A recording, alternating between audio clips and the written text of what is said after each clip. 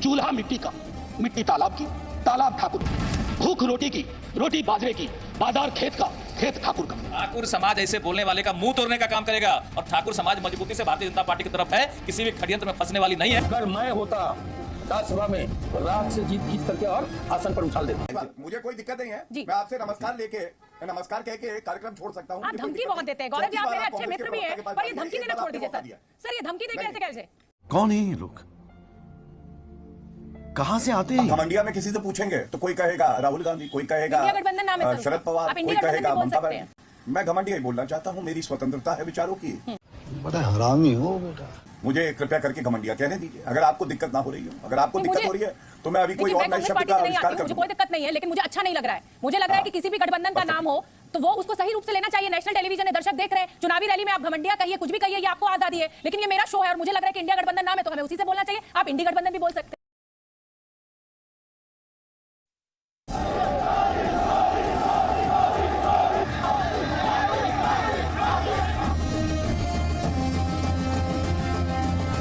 वाह क्या सीन है। चूल्हा मिट्टी का, मिट्टी तालाब की, तालाब ठाकुर का। अगर मैं होता राज्यसभा में रात से जीत खींच करके और आसन पर उछाल देता, लेकिन ये अपमान नहीं चलेगा। भूख रोटी की, रोटी बाजरे की, बाजार खेत का, खेत ठाकुर का। ठाकुर समाज ऐसे बोलने वाले का मुंह तोड़ने का काम करेगा और ठाकुर समाज मजबूती से भारतीय जनता पार्टी की तरफ है, किसी भी षड्यंत्र में फंसने वाली नहीं है। सब लोग कहीं न कहीं कोई जेडीयू के संपर्क में, कोई और पार्टी के संपर्क में, कुछ लोग मेरे संपर्क में भी।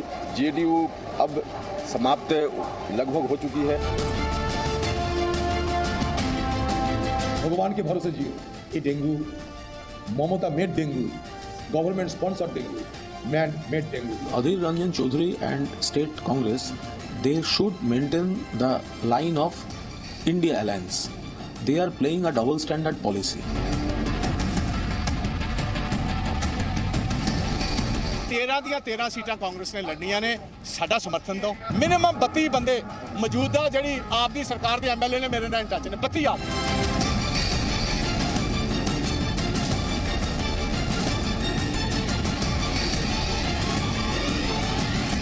मैं क्या करूं, फिर जॉब छोड़ दूं?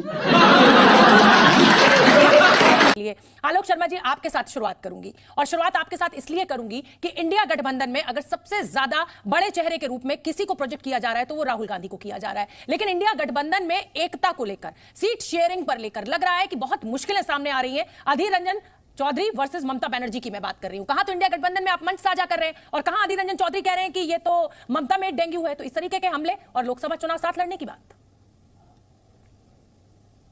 देखिए, मुझे लगता है सबसे पहले तो मैं क्लियर कर दूं कि इंडिया के अंदर जो है कहीं पर भी राहुल गांधी जी को बहुत बड़ा चेहरा प्रोजेक्ट किया जाए, ऐसा कहीं पर नहीं। इंडिया गठबंधन एक गठबंधन है और पूरी तरह से हम मिलकर चुनाव लड़ेंगे।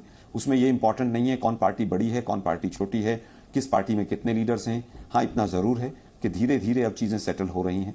कहां कहां पर बीजेपी को हमें 1 to 1 चुनाव लड़ना है, वो सब चीजें तय हो रही हैं। कुछ राज्यों में, जैसा आपने अधीर रंजन चौधरी जी की स्टेटमेंट दी, वहां पर अगर अलायंस की पार्टी है, अलायंस की सरकार है और अगर जनता के खिलाफ कोई चीज सामने आएगी तो हम उसको नहीं उठाएंगे। ऐसा इंडिया अलायंस का कोई एजेंडा नहीं। अगर कहीं पर भी ऐसा लगेगा कि कांग्रेस शासित राज्य है, इंडिया अलायंस के पार्टनर्स को कहीं पर लगता है कि वहां पर कमी है, वो ठीक होनी चाहिए, वो भी स्वतंत्र है। और यही इंडिया गठबंधन की खूबसूरती है, यही भारतीय लोकतंत्र की खूबसूरती है कि जनता के हितों की आवाज कहीं पर भी हो वो उठाई जानी चाहिए। अगर अधीर रंजन चौधरी जी जो हमारे वहां के लीडर हैं वेस्ट बंगाल के, अगर उनको कोई चीज लगी है तो वो उठाई जानी चाहिए। और मुझे लगता है कि टीएमसी भी उसको आप मुझे बहुत आसानी से मूर्ख बना रहे हैं।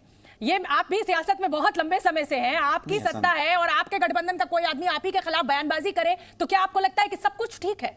क्या ये जनता को ये संदेश जो आप देने की कोशिश कर रहे हैं कि साथ देखिए भले ही हम अलायंस कर रहे हैं लेकिन अगर कुछ चीज जनता के साथ गलत होगी तो हम अपने सहयोगी के भी अगेंस्ट खड़े हो जाएंगे, तो ये तो कंफ्यूजन की, भ्रम की स्थिति पैदा कर दी ना आपने वोटर के मन में। अगेंस्ट